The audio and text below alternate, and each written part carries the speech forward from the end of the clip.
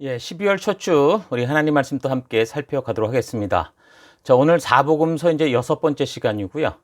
예수님의 공생의 행적 이제 마지막 시간입니다. 그래서 마지막 일주일 그리고 부활 그 이후 이런 제목으로 계속 우리 마지막 예수님의 공생의 사역 살펴가도록 하겠습니다.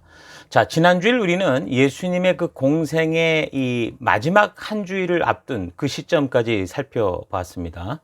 그러니까 예수님은 이제 아주 분명하게 이제 당신이 누구신지를 이제 알리시는데, 근데 이제 전체적인 그 시대 분위기는 대제사장을 비롯한 바리새파 유대인들, 이 관원들이 그런 예수님을 이제 신성 모독죄에 걸어서 이제 죽이려고 하는 그런 최악의 상황으로 점점 흘러가고 있었죠. 그래서 유대 지도자들이 예수님을 둘러싸고 얼마나 이제 우리 속을 뒤집어 놓을 작정이냐. 만약 네가 그리스도라면 분명하게 말해달라. 이런 식으로 이제 대놓고 얘기를 합니다. 그럼 이제 예수님이 그 얘기를 듣고 아버지와 나는 하나다라고까지 분명하게 정확하게 말씀을 하시면, 아니 실제 정체를 말해달라고 해놓고 그렇게 말을 하면 신성모독이라고 하면서 이제 돌을 들어 쳐 죽이려고 해서, 그래서 이제 예수님이 이들을 피해서 이제 다른 곳으로 가실 정도의 그런 분위기였었다고 그랬죠.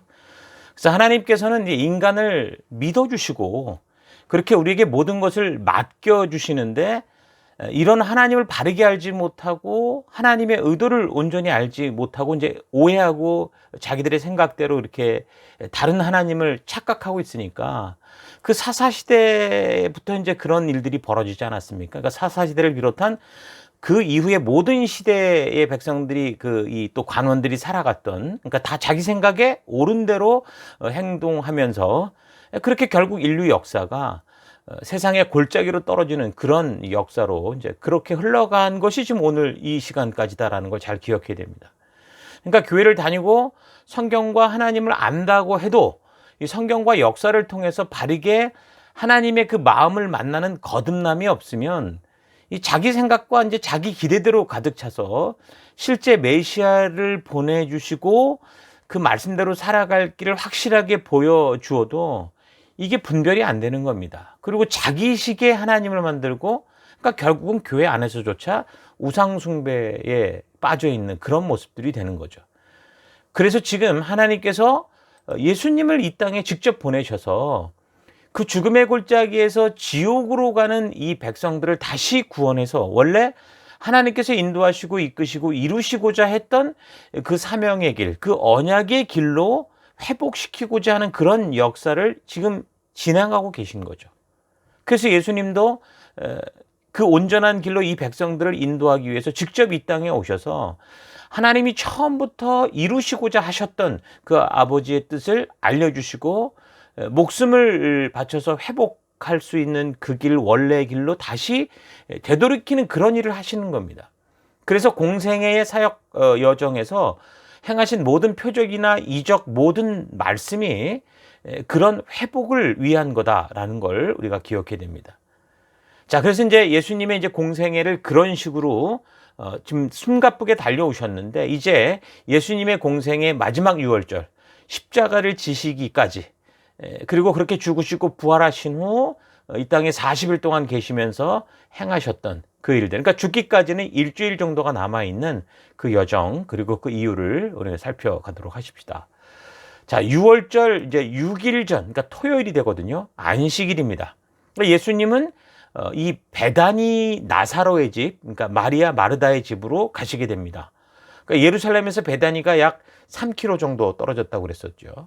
예수님이 이제 그 집에 가셨을 때 마리아가 이 귀한 향유를 가지고 와서 예수님의 발에 붓고 자기의 머리카락으로 예수님의 발을 닦아 드리거든요. 그러니까 이걸 보면서 가룟 유다 같은 사람은, 아니 그 귀한 것을 팔아서 가난한 사람에게 주면 좋지 않았겠냐, 이렇게 흥분을 하는데, 예수님은 그런 마리아의 이런 섬김의 이 모습을 보면서 예수님의 장례를 준비하는 것이다, 그렇게 말씀하면서 그냥 두라고 그렇게 하시죠. 그러니까 예수님은 당신의 고통스러운 이 죽음의 길이 어떻다라는 걸 아시면서도 잃어버린 양들을 돌이키기 원하시는 하나님의 그 뜻대로 가기 위해서 그 십자가의 길로 가기 위한 그 굳건한 마음, 흔들리지 않는 마음으로 그 길을 걸어가십니다. 이것저것 다 참견하시는 게 아니라 주신 그 길을 향해서만 걷는 거. 그러니까 예수님은 십자가로 끌려가신 게 아니라 어떻게 하신 겁니까? 사랑의 힘으로, 순종의 힘으로 스스로 걸어가신 거죠. 자, 그래서 예수님이 에브라임 지역과 여리고 지역을 거쳐서 다시 베다니에 오셔서 머무셨을 때에 그게 이제 예수님의 능력으로 죽었다가 살아난 지 이제 4일 만에 살아났던 그 나사로라는 사람의 집이다.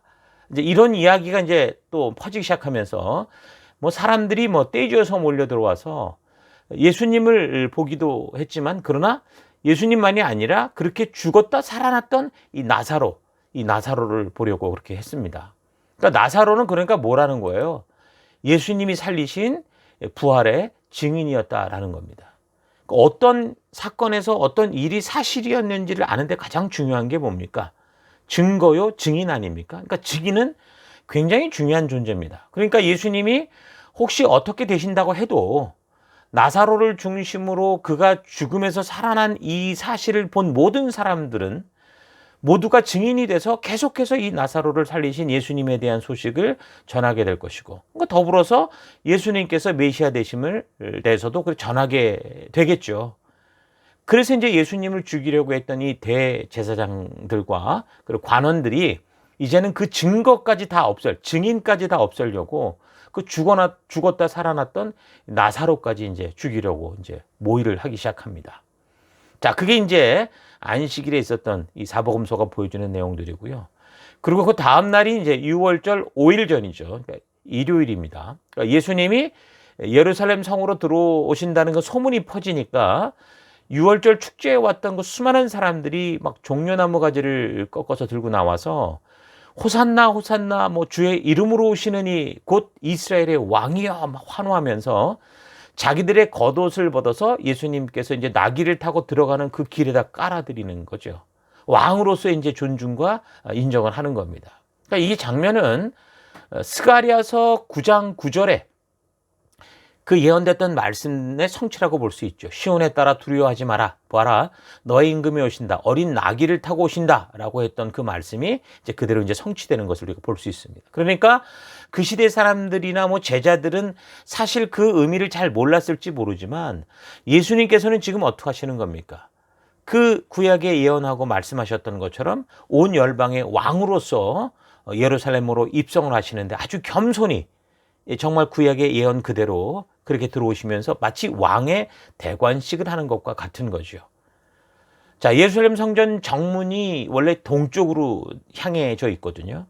그 유목민들 같은 경우도 어디를 가든 간에 장막을 칠 때 문을 항상 동쪽으로 향하게 합니다. 그건 왜 그러냐면 그러니까 귀한 분, 그러니까 곧 메시아가 동쪽에서 온다라는 그런 의미를 담고 있기 때문이라고 그러거든요. 그래서 왕의 이제 궁을 행차할 때, 왕이 궁으로 행차할 때도 왕은 동쪽에서 서쪽으로 이제 입장을 합니다. 그러니까 이 유대인들은 뭐 계속 이제 그런 이 메시아를 기다리는 그런 마음들을 그런 식으로 계속 표현을 한 거죠. 그러니까 여전히 메시아를 기다리는 이 유대인들의 경우, 그래서 가장 먼저 부활하겠다고 해서 그 무덤을 예루살렘 그 문 동편 쪽에 이렇게 뒀습니다.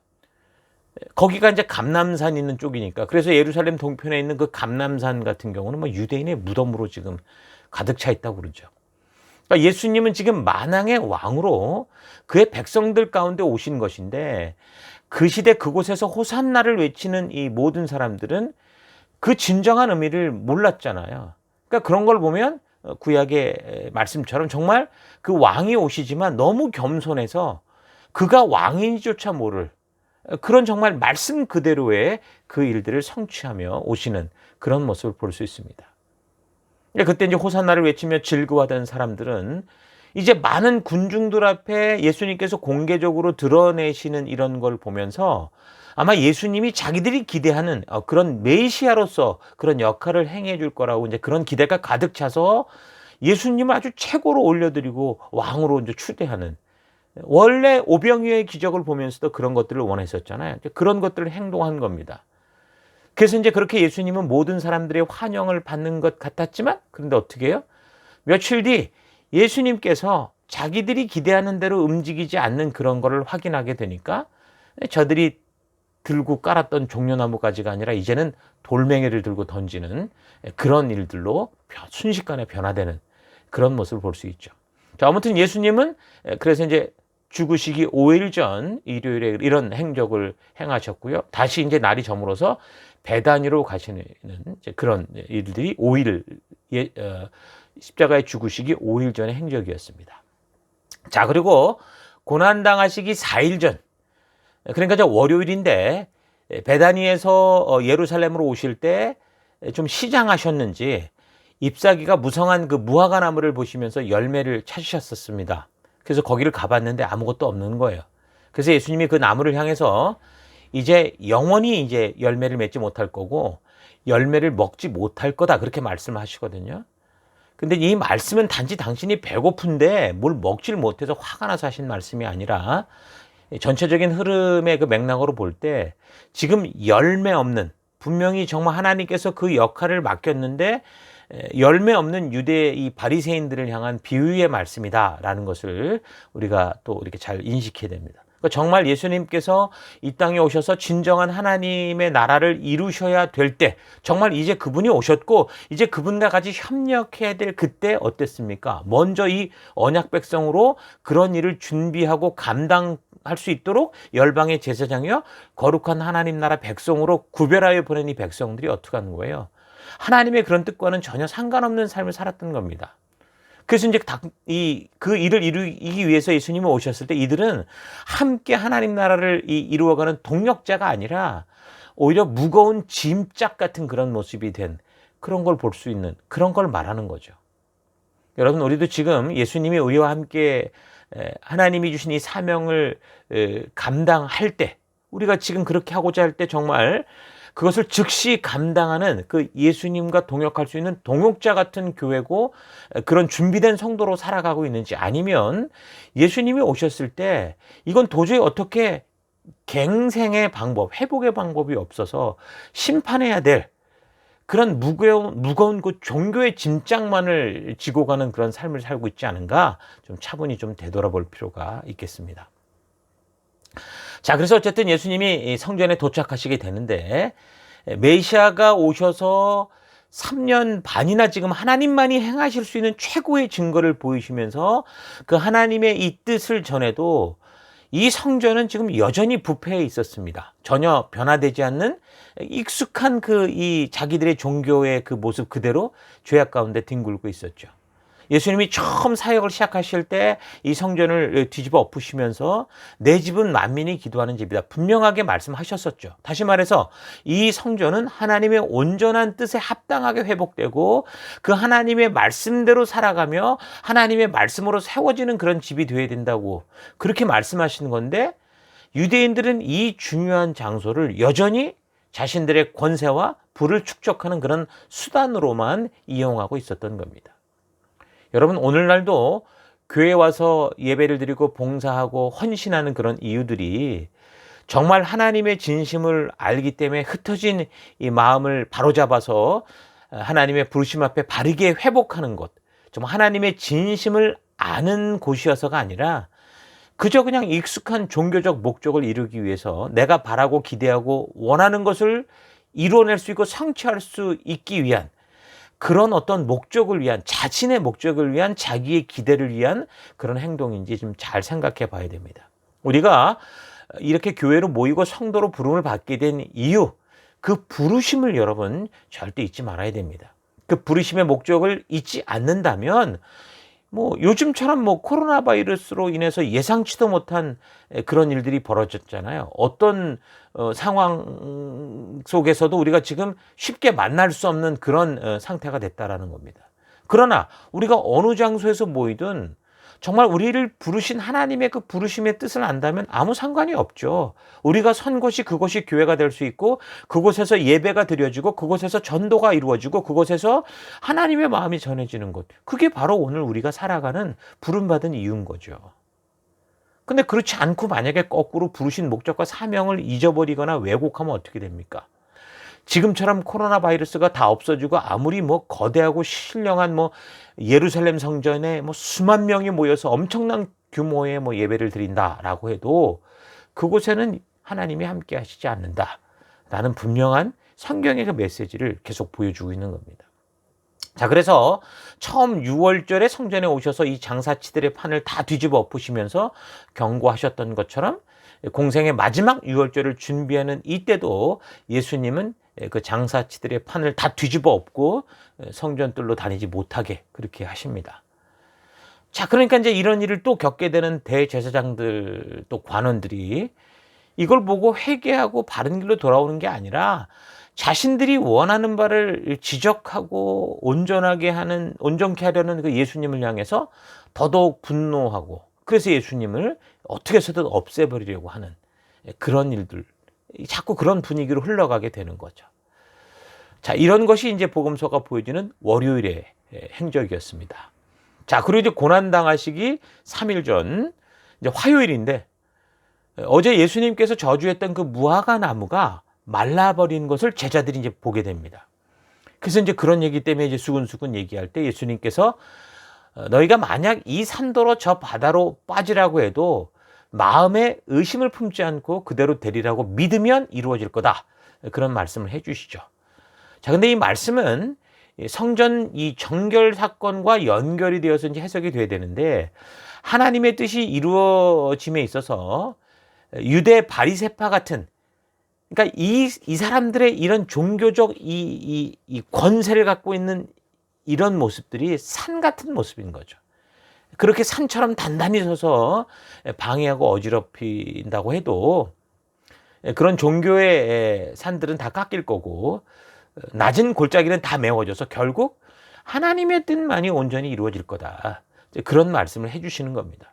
그래서 백성들로 하여금 하나님 앞에 바르게 나아가게 하는 데 있어서 방해가 되는 이 모든 것을 예수님께서 제거하기 위해 오신 것처럼 우리 성도들도 백성들이 하나님 앞에 바르게 나아가는 것을 방해하는 게 있다면 그것을 기꺼이 우리가 버려야 되는 거고, 그런 장애물을 깎아내고 길을 닦아야 되는, 그렇게 우리가 나아갈 때 그렇게 하나님이 우리를 통해 일하시는 그 일들을 행할 수 있다라는 거 잊지 마십시다. 우리가 이 세상에서 하나님의 법도와 규례와 명령과 계명의 가치를 따라 살아가는 게 우리가 느끼기에는 그렇게 느끼죠. 마치 달걀로 바위를 치는 것 같아 보일 정도지만, 우리가 하나님께서 반드시 그가 말씀하신 것을 성취하시고 이루어 가신다는 그런 믿음으로 우리가 말씀의 가치를 따라 하루하루 살아간다면, 그런 작은 믿음들, 그런 순종들이 모아져서 결국에는 어떻게 하는 겁니까? 하나님의 말씀대로 모든 것이 성취되는 역사가 이루어진다는 겁니다. 우리는 짧게 살고 갑니다. 우리가 사는 인생 동안 정말 하나님의 뜻을 바르게 깨닫고 행하는 일이 시간이 얼마나 되겠습니까? 너무나 짧은 시간입니다. 하나님은 그러나 그것을 가지고 그 일을 이루신다라는 거죠. 그래서 우리에게 필요한 것은 우리 눈앞에 보이는 어떤 기적적인 일들이 아니라 우리가 하나님 말씀대로 순종하며 이 세상이 우리와 반대로 간다고 하더라도 우리는 생명의 길로 걷느냐라는 겁니다. 그래서 우리가 기도를 한다고 해도 내 눈에 보이는 변화를 위한 어떤 마술적인 힘을 발휘하기 위한 게 아니라 내가 하나님의 말씀대로 살아갈 수 있는 용기, 그 길에서 뒤로 물러나지 않고 다니엘이 그랬던 것처럼, 다니엘처럼 또 다윗처럼 에스더처럼 뭐 죽으면 죽으리라는 각오를 가지고 하나님 말씀 그대로 살아가겠다는 그런 결단의 기도를 우리가 해야 되고, 또 그런 결단처럼 살아가야 되는 거죠. 그래서 마가복음 11장 25절에서 예수님은 기도를 드리기 전에 서로 만약에 지체들과 등진 일이 있다면 먼저 서로 용서하라고 말씀하시거든요. 그러니까 우리가 기도하고 결단한 것처럼 하나님의 말씀의 가치대로 살아갈 때 하나님께서도 우리에게 언약하신 대로 행하시고 성취해 가실 수 있다. 그러니까 그런 것들, 우리 죄를 갖고 있으면 우리의 능력의 문제가 아니라 우리의 통로가 막히기 때문에 하나님이 그 일을 하시지 못하는 거죠. 하나님이 못하시는 게 아니라 우리가 막고 있는 겁니다. 그래서 이런 것들을 깨끗게 하실 것을 말씀하시는 거죠. 그래서 우리의 믿음의 삶이 잎사귀만 아주 무성한 그런 무화과 나무처럼 되는 게 아니라 진정으로 말씀의 가치대로 어떤 상황과 환경 속에서도 순종하는 행함이 있는 바른 믿음의 길이 될 수 있기를 바랍니다. 자, 그래서 그 후에 이제 성전에 들어가셨을 때 대제사장들과 율법학자, 장로들이 와서 이제 또 예수님께 이제 덤벼드는 거죠. 도대체 무슨 권한으로 네가 성전에서 제사를 돕고자 하는, 예배를 돕고자 하는 이 장사판을 뒤집어 엎고 사람들을 내쫓느냐. 그렇게 이제 뭐 따지고 악유를 합니다. 그때 예수님께서 이제 답을 말하시는 게 아니라 세례 요한을 하나님께서 보내셨는지, 예? 그런 사람이었느냐 아니냐를 되묻게 되죠. 이 질문은 사실 민감한 질문이었습니다. 만약에 하나님이 보냈다고 하면 자신들이 지금 세례 요한이 행했던 그 온전한 메시지를 받아들이지 않은 것 때문에 이제 곤란해질 거고, 사람이 보냈다 그러면 지금 이 세례 요한을 이 거의 대부분의 군중들이 예언자를 굳게 믿고 있었기 때문에 이 많은 군중들에 의해서 자기들의 어떤 그 이 신뢰가 떨어질 것 같으니까 머리를 굴려서 자기들은 모른다 그렇게 잡아떼죠. 그러니까 세례 요한의 삶과 외침을 보면 그 시대 사람들이 이 사람은 정말 하나님께로부터 왔던 참 예언자다라는 것을 믿을 수 있었습니다. 그런데도 이 유대 관원들은 아마도 지금 예수님께 대하는 그런 이 권모술수의 방법으로 세례 요한을 적당히 거리를 두면서 애써 세례 요한을 통해 전달되어지고 있는 하나님의 분명한 말씀들을 못 들은 척 거절하고 외면했었을 겁니다. 분명한 증거가 있고 반박할 수 없는 증인과 증거들이 있음에도 그러니까 자꾸 교묘한 질문을 던져서 결국 예수님을 신성모독이라는 죄를 뒤집어 씌워서, 그러니까 단순히 이 분위기에 잘 휩쓸리는 이 백성들 같은 경우 그런 말에 쉽게 흥분할 수 있거든요.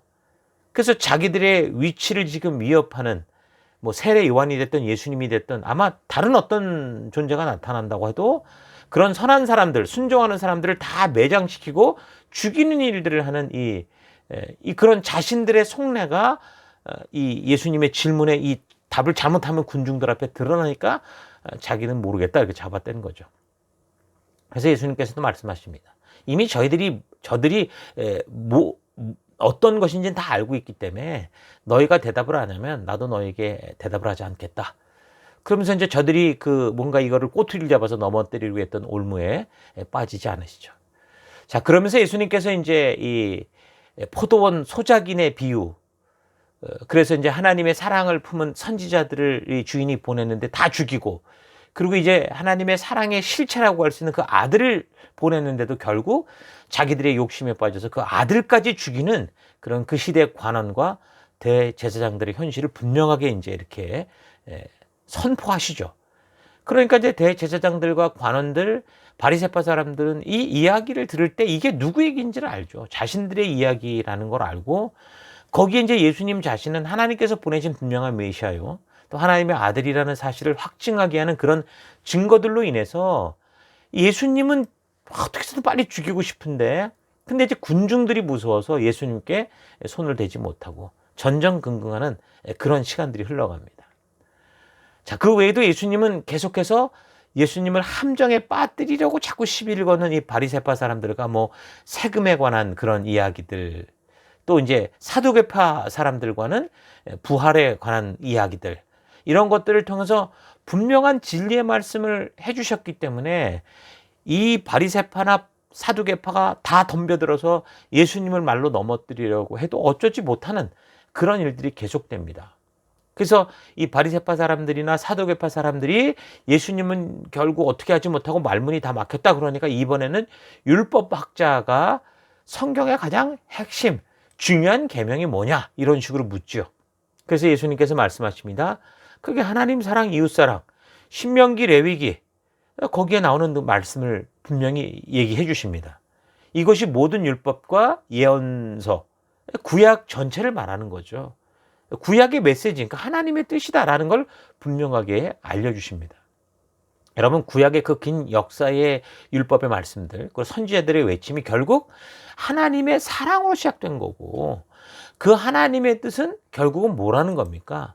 서로 사랑하는 삶을 살아라. 하나님을 사랑하고 이웃을 사랑하는 삶을 살아라. 행복한 삶을 살아라. 라는 거였죠.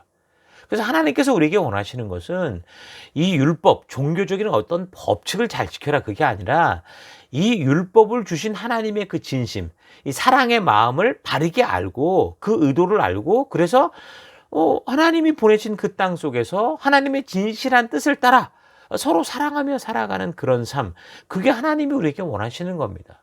그러니까 이런 하나님의 사랑의 진심을 알게 될 때 이 율법은 절대 우리를 뭐 속박하는 종교적 굴레가 아니라 또는 뭐 구원을 받는 어떤 종교적 방법이 아니라 이건 하나님의 진실한 사랑이 담긴 그 백성들을 행복하게 하시기 위한 하나님의 아주 세밀한 사랑, 놀라운 사랑이 있다라는 것을 알 수 있게 되는 겁니다.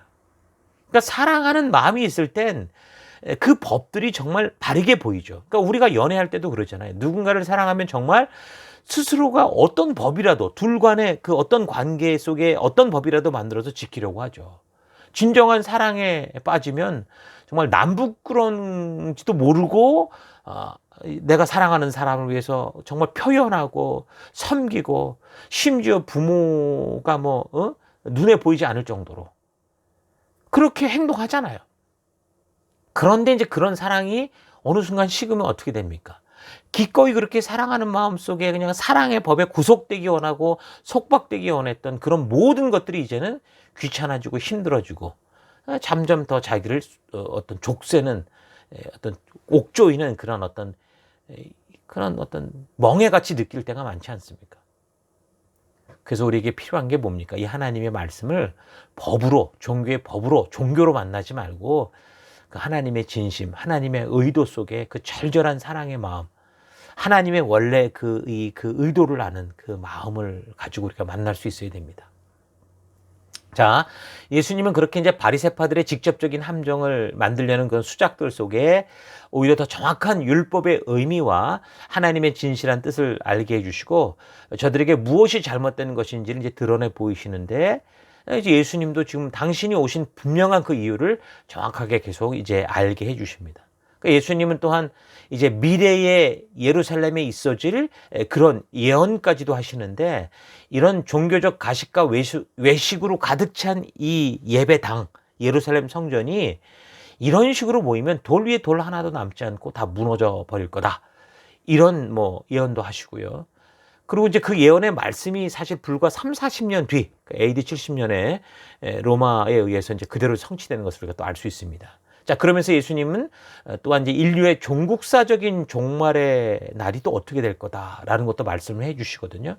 그래서 이제 마태복음 24장은 예수님의 종말론이다라고 할 만큼 이 세상의 마지막 날이 어떨지에 대해서 말씀을 해 주시는데 잘 참고하면서 세상의 마지막 날을 여러분 분별하시고 말세 지말이라고 하는 이 시대에 우리가 더욱 깨어서 살아갈 수 있는 그런 준비가 되어야 될 겁니다. 이 재림의 날도 마치 도둑이 오는 것처럼 갑자기 임할 거다라고 말씀해 주시면서 이 무화과 나무를 보면 이런 지혜를 얻을 수 있고 또한 과거 홍수 심판의 날처럼 급작스럽게 임하게 될 그런 재림의 날을 너희가 깨어 준비해라. 그렇게 말씀하시죠. 마태복음 24장, 25장에서 그런 마지막 날을 준비하게 하는 여러 비유들을 말씀해 주시는데 신실한 종과 그렇지 않은 종의 비유, 그리고 지혜로운 5 처녀와 미련한 5 처녀의 비유, 그리고 달란트 비유 이런 것들을 통해서 말씀해 주시면서 최후의 심판의 날에 대한 그 분명하고 사실적인 말씀을 가르쳐 주십니다. 오늘날도 너무도 부요한 이 시대를 살아가는 우리 성도들로서는 이 말씀들을 우리가 참 마음 깊이 되새겨야 되고 자주 읽고 묵상해서 참으로 우리 하루하루의 삶을 조심스럽게 살아갈 그런 귀한 진리가 있다는 거 잊지 마시고 이 하나님의, 이 예수님의 말씀을 통해 오늘 이 시대 우리가 어떤 마음으로 살아갈까를 꼭 깨달을 수 있기를 바랍니다. 예수님께서 이런 말씀을 그래서 다 하시고 이제 제자들에게 이제 이틀이 지나면 유월절인데 그날 예수님께서 십자가에 못 박혀 죽게 되고 이제 팔릴 것이다. 이제 그런 얘기를 하시죠. 그날 이제 제자 중에 가룟 유다가 대제사장들을 찾아갑니다. 이 말씀을 듣고 그리고 예수님을 은 30에 팔아넘기고 예수님을 이제 어떻게 이제 잡아 넣을까? 이 사람들에게 어떻게 백성들 모르게 넘겨줄까? 그렇게 작당 모의를 하고 예수님을 넘길 기회를 엿보게 되죠. 자, 그리고 이제 계속해서 고난 당하시기 2일 전, 그러니까 수요일이죠. 수요일이 다가오는데, 수요일이 되었는데, 예수님께서는 여전히 낮이면 성전에서 가르치시고, 또 이제 밤이면 베다니로 가신 게 아니라 감람원이라는 그 산에서 쉬시게 됩니다. 그러니까 예루살렘에서 베다니까지가 이제 3km 정도라고 그랬는데, 감람산은 예루살렘에서 한 1km 정도 떨어진 곳이 있었거든요. 아마도 예수님께서 이제 예루살렘에 오시면 이 베다니에 있는 나사로 집에 계셨던 것 같은데, 이제 제자들도 많아지고 뭐 예수님을 따르는 사람들이 많았잖아요. 그러니까 그 집에만 머무실 수 없었던 것으로 보입니다. 아무래도 민폐죠.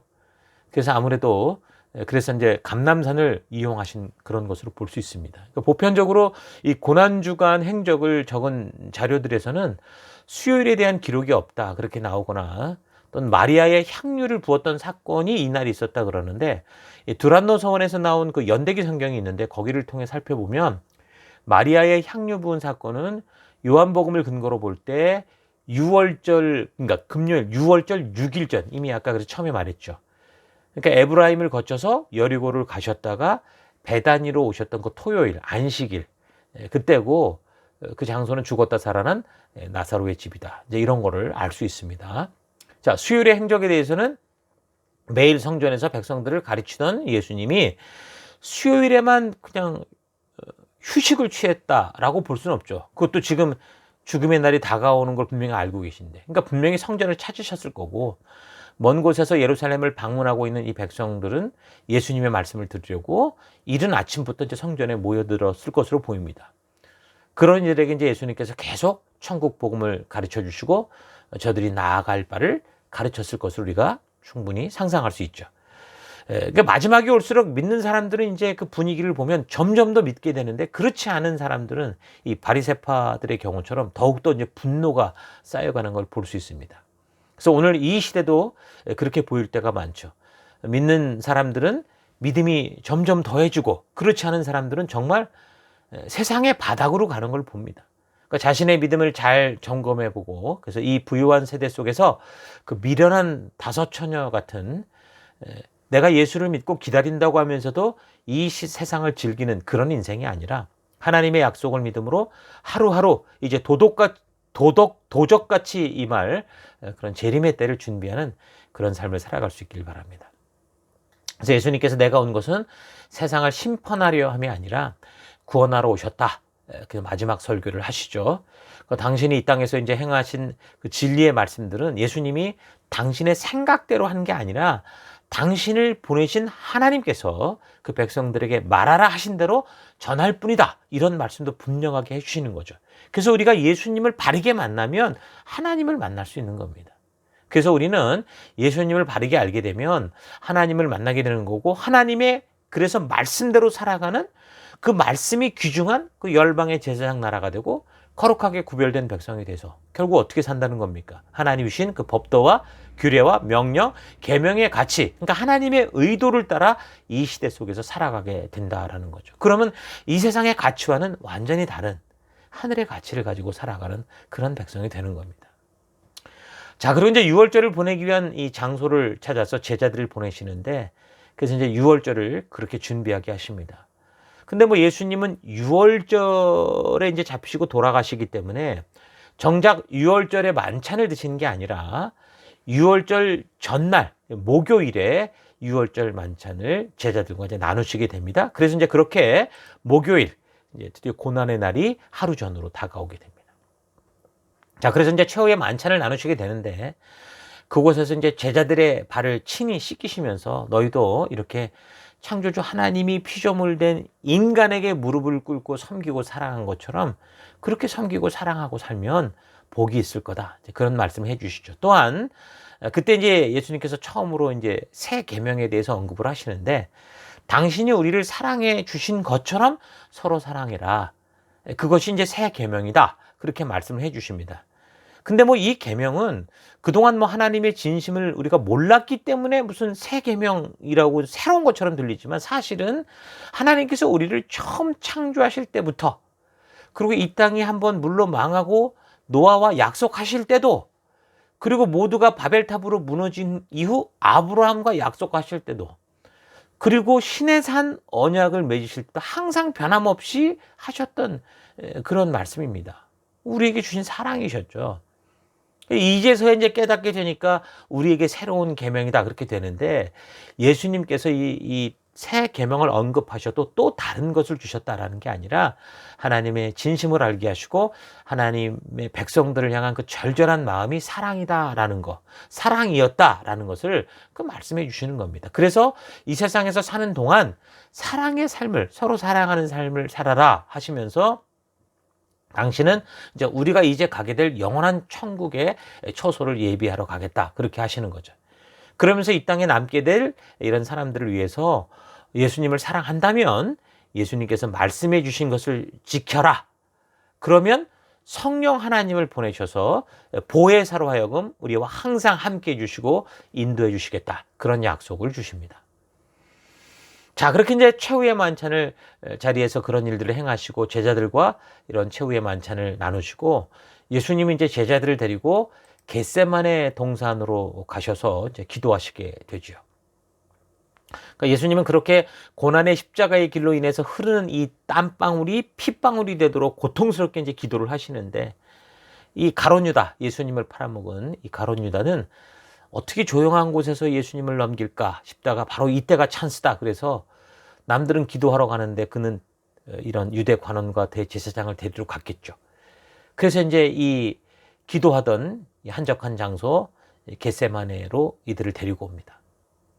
낮에는 예수님을 따르는 각 나라 여러 지역에서 온 사람들로 인해서 자칫 소요가 일어나고 폭동이 일어날 수 있었기 때문에 대제사장과 공의원들도 예수님 사건을 한밤에, 그것도 한참 이 저녁에, 거의 새벽에, 불과 12시간만 있으면 십자가에 못 박아 죽이는 이제 그런, 그 전에 바로 잡아다 속전속결로 이제 뭔가를 하려고 한 거죠.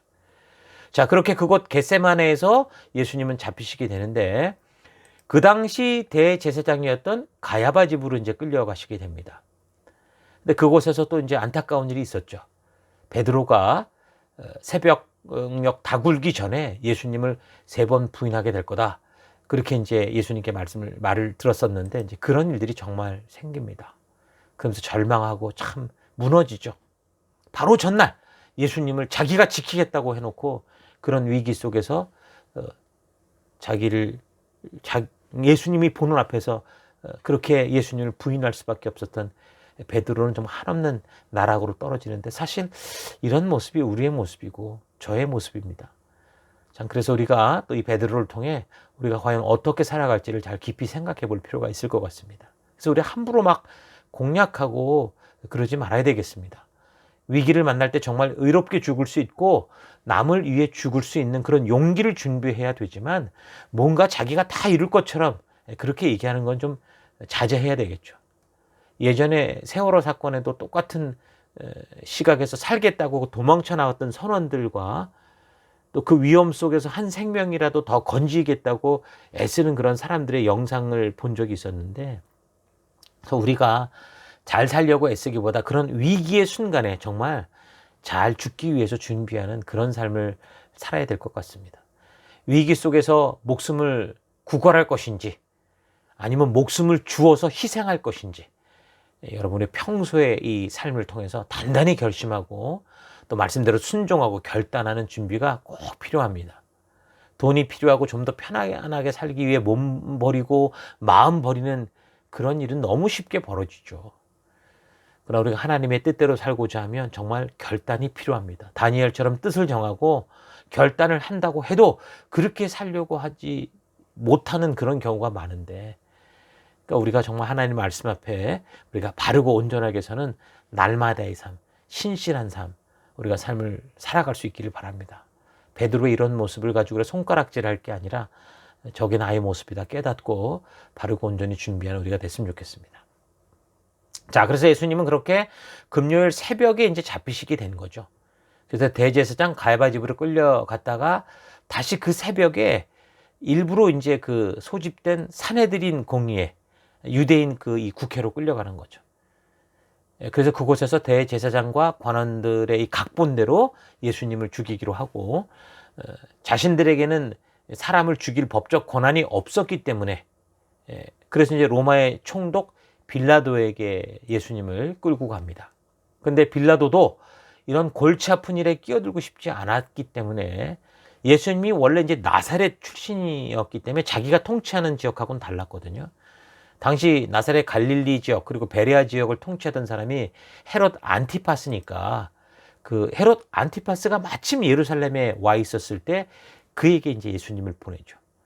헤롯 안티파스는 그렇지 않아도 뭐 예수님을 뭐 죽이려고도 했고 만나려고도 했었는데 어쨌든 예수님의 어떤 그런 기적적인 것들을 보고 싶었던 그런 마음이 있었던 겁니다.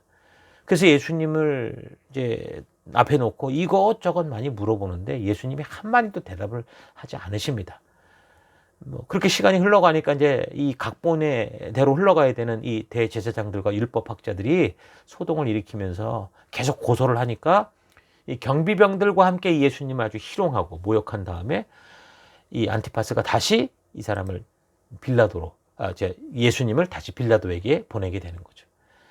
자, 그래서 결국 이 빌라도에 의해서 예수님은 사형 선고가 내려지고 그래서 십자가를 지시고 다시 이제 골고다의 길을 올라가시게 되는 거죠. 고문받고 모질게 끌려다니느라고 고나고 지친 몸으로 십자가를 지고 골고다 길을 걸으시는데 호산나를 외치며 종려나무를 들었던 그 사람들이 이제 돌을 던지고 침을 뱉고 예수님을 조롱하고 저주하는 그런 수욕을 당하시면서 올라갑니다. 그래서 결국 십자가에 달리시게 되는데 그때가 이제 금요일 6월절이죠. 정오였습니다. 그러니까 예수님께서는 십자가에 그렇게 달리시기까지 정말 지금 잡히신 이 시간으로부터 따지면 불과 12시간 안에 이제 이게 다 벌써 진행이 되고 있는 겁니다. 그래서 결국은 그렇게 십자가에 달리셔서 그러니까 12시에 달리셔서 7번의 어떤 말씀을 하시게 되거든요. 십자가 가상칠언 그렇게 얘기를 하는데 그런 말씀을 하시고 그 후에 이제 온 땅에 어둠이 임하게 되고 결국 하나님의 그 마음을 가지고 오신 예수님은 12시에 달리셨는데 오후 3시 그러니까 3시간 정도 만에 하나님께 당신의 영혼을 부탁하며 십자가상에서 결국 운명하시게 됩니다.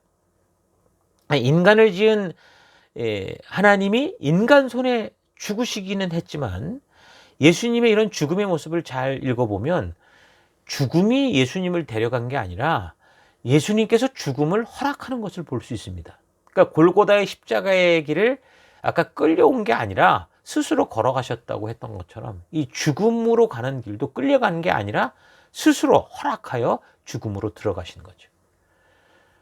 그래서 이제 이런 죽음을 곁에서 지켜보던 사람들 중에 자기들의 그 욕심에 빠져있던 대제사장과 바리새인들은 예수님을 조롱하면서 자기 목숨 하나 못 건지는구나 이런 식으로 조롱을 했지만 그런 십자가형을 집행했던 그 로마의 백부장 같은 사람은 참 이분은 하나님의 아들이셨다 그렇게 고백할 정도였습니다.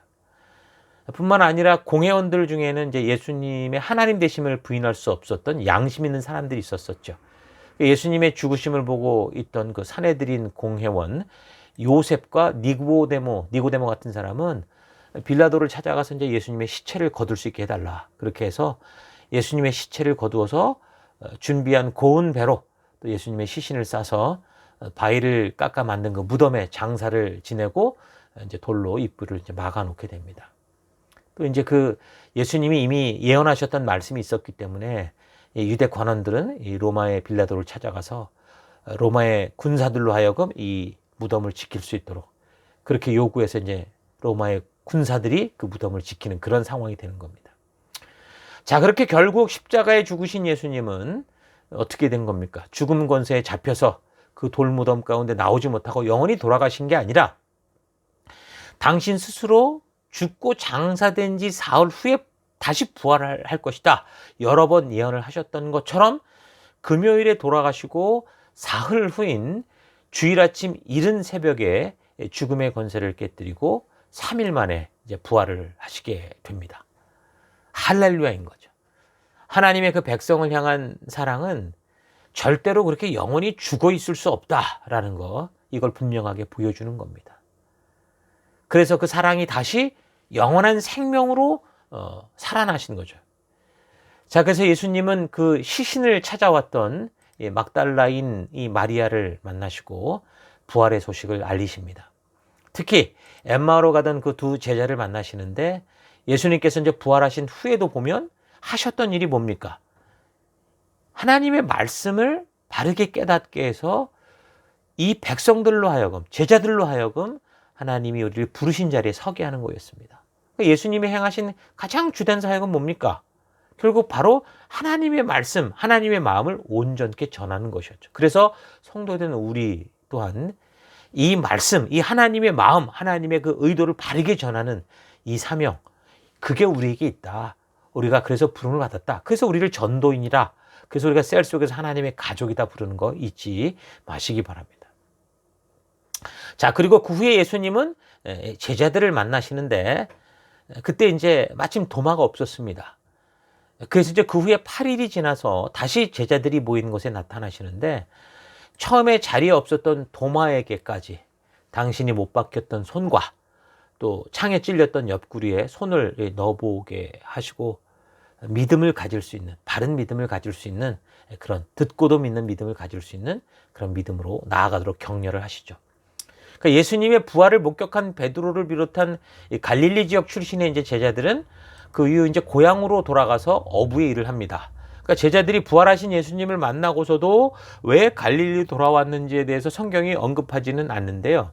말씀의 근거로 추측해 보면 예수님의 부활 사건으로 더 신경이 곤두선 이 대제사장과 이 바리새파 또 사두개인들이 제자들을 더 의심하고 핍박하려고 했기 때문일 수 있고요. 또 한 가지는 그 부활하신 예수님을 처음 만났던 여인들에게 뭐라고 그랬냐면 갈릴리로 가서 예수님을 만날 준비를 해라. 그렇게 말씀을 하셨었거든요. 그래서 아마 그 말씀에 순종함으로 그리했을 것으로도 볼 수 있습니다.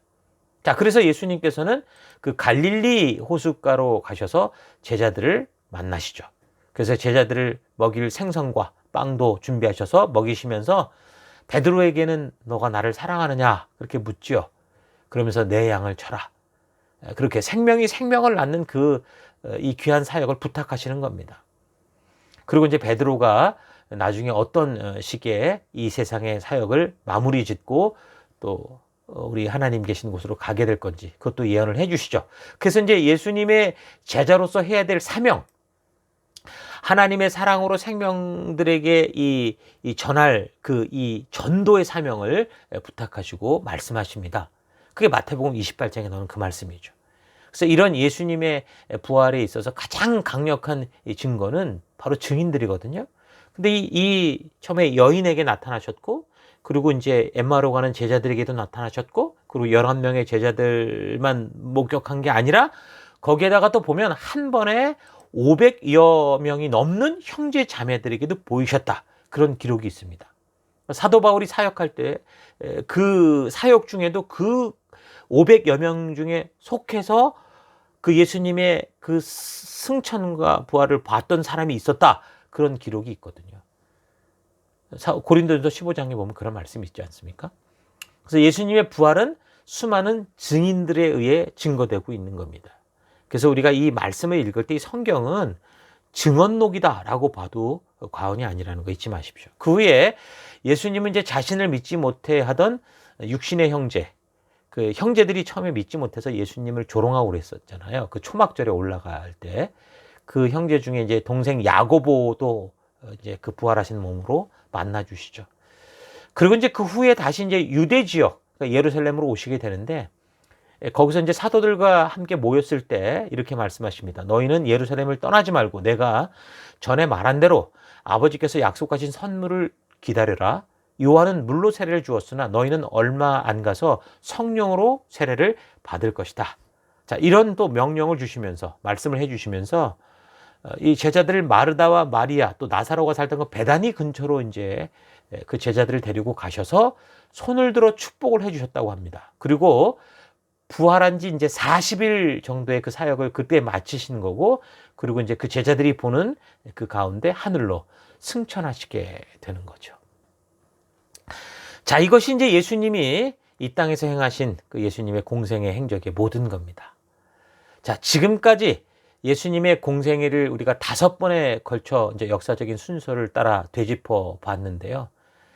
예수님께서 이 땅에 왜 오셨고 어떤 말씀을 하셨으며 또 무엇을 명하시고 부탁했는지 여러분 이 예수님의 이 행적을 잘 추적하면서 잘 되새기길 바랍니다.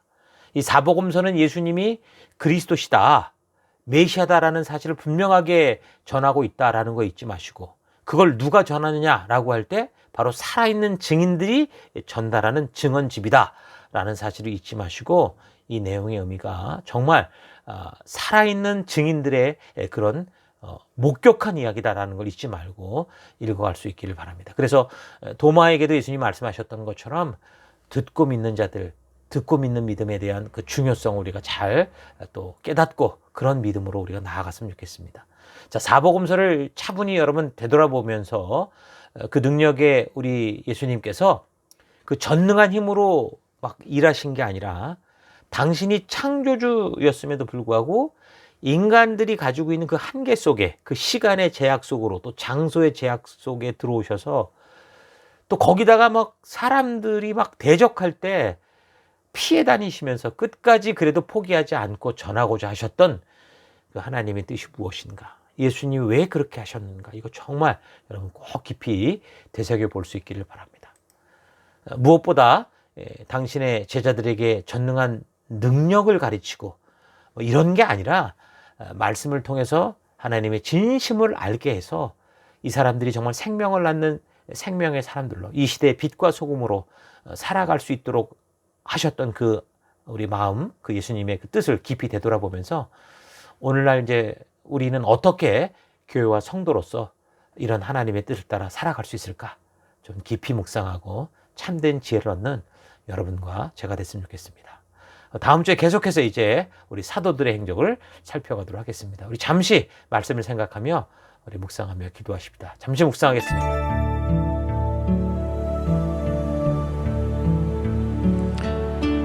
인간을 지은 하나님이 인간들의 한계 속에 들어오셔서 인간을 위해 죽어주신 그 하나님의 귀한 마음을 우리가 깊이 오늘 예수님의 이 생애를 통해, 마지막 생애를 통해 잘 되새겨 볼 수 있길 바랍니다.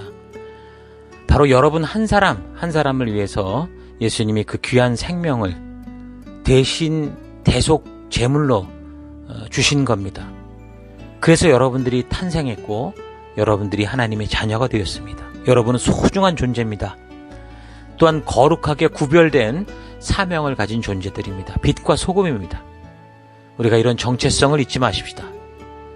그 예수님께서 제자들을 부르실 때, 또 전도하러 보내실 때, 또한 승천하는 자리에서 제자들에게 바로 그런 하나님의 나라 백성됨을 알게 해주시고, 그래서 이제 그들이 가는 곳마다 하나님 백성의 권세, 권리를 가지고 귀신을 쫓아내고 또 병든 자들을 고치고, 또 하나님 나라가 믿음 위에 세워지고 그 나라가 임하는 곳에서 벌어지는 일들을, 그런 일들을 행하게 하신 거, 우리에게 명하신 걸 잊지 마십시다. 우리의 힘이 아니라 순종하는 마음과 행동을 통해서 성령 하나님께서 일하시겠다라는 겁니다. 그래서 우리에게 필요한 게 바로 순종의 삶인 거죠. 어떤 순종입니까? 말씀 그대로 하는 순종. 하나님은 이렇게 전하라 하는데 우리가 대충 이게 힘들고 저게 힘드니까 이렇게 저렇게 깎아서 가감하고 변질시켜서 전하는 게 아니라 말씀하신 그대로 우리 예수님처럼 그렇게 전하는 그런 삶을 행할 때 성령 하나님께서 놀랍게 역사하시는 거죠. 자, 이번 우리 2020년 셀 사역이 이제 공식적인 일정은 마쳤고 지금 이제 포스트 셀 모임을 계속하고 있는데, 우리가 걸어온 길이, 이 한 해 걸어온 길이 과연 우리 예수님이 걸어가시고 우리에게 나아가라 하셨던 그 길인가 잘 점검해 보십시다. 이 시기를 통해서 다른 무엇보다 이런 예수님이 주신 마음, 예수님이 주신 명령, 예수님이 주신 그 사명을 다시 기억하고 또 마음에 되새겨서, 그래서 우리의 삶과 우리의 그런 나아갈 바를 온전히 아는 그런 시간이 되길 바랍니다. 그래서 이제 내년 우리가 1월이 되면 위킵 시간을 통해서 다시 이제 예수님께서 우리에게 이 교회를 통해 주셨던 우리의 사역을 다시 한번 되새기고 잘 준비해서 2월부터 이제 우리가 각자 보냄을 받은 또 셀에서 우리에게 주신 말씀과 믿음으로 사역해 나갈 때 정말 예수로 말미암아 하나님 나라가 임한 것을 믿는 그런 백성들에게 보냄을 받은 제자들에게서 나타나는 그런 놀라운 하늘의 표적과 하나님의 약속들이 드러나는, 하나님의 말씀으로 우리의 믿음으로 그것이 확증되어지는 그런 사역들로 나아갈 수 있도록 우리 힘써 나가십니다. 오늘 예수님의 그런 생애를 기억하고 그런 길로 우리가 나아갈 것을 결단하면서 잠시 기도하기 원하는 것은, 하나님, 나를 위해 이 땅에 오셔서 나를 위해 죽으시고 나로 하나님 백성 되게 하여 주심을 감사합니다. 먼저 감사하며 기도하시고요. 예수님께서 이 땅에 오셔서 우리에게 부탁하신 일, 하나님의 진실한 마음을 온 열방에 알게 하는 이 사명에 게으르지 않고 함께하는 지체들과 힘써 전하며 하나님의 진심을 저들의 가슴에 새기는 일들, 그 사명 위에 나아가기 원합니다. 기도하시고, 또 2020년을 되돌아보는 진단의 시간과 2021년의 사역을 위한 익힙 준비의 시간들을 잘 우리가 준비해서 내년에도 계속 이어지는 생명을 낳는, 생명을 세우는 셀 사역에서 내가 편하고 우리끼리 편한 모임, 그저 교제에만 멈춰있는 모임이 아니라 하나님의 진심이 흘러가는 모임이 될 수 있도록 힘써 나아가는 내가 되기 원합니다. 우리 이런 말씀, 이런 제목을 가지고 함께 잠시 묵상하며 기도하겠습니다. 기도하십시다.